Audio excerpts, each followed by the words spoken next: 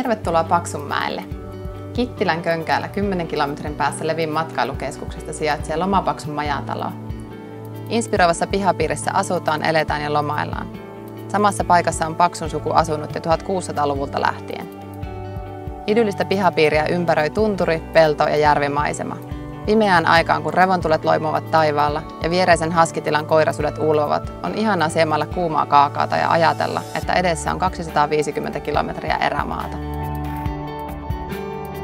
Suoraan pihasta pääsee metsään, suolle, järvelle, moottorikelkko- ja hiihtoreiteille. Käytössänne olevassa tilavassa kodassa nautit lappilaisista herkuista tunnelmallisen tarinointimme ohessa. Me Lomapaksussa ajattelemme ihmisen olevan kehon, mielen ja sielun kokonaisuus.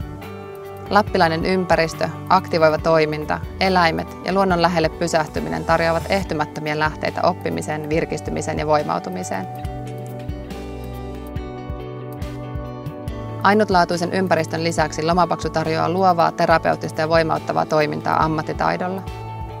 Osaavan henkilökuntamme opastuksella pääset nauttimaan esimerkiksi lumikenkäretkestä tuntureille, taidepainotteisesta vaelluksesta erämaahan, ratsastusvaelluksesta, joogasta tai taideterapian eheyttävistä kokonaisuuksista.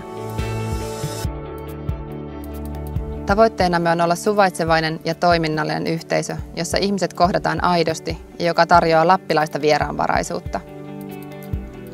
Tule vieraana, lähde ystävänä.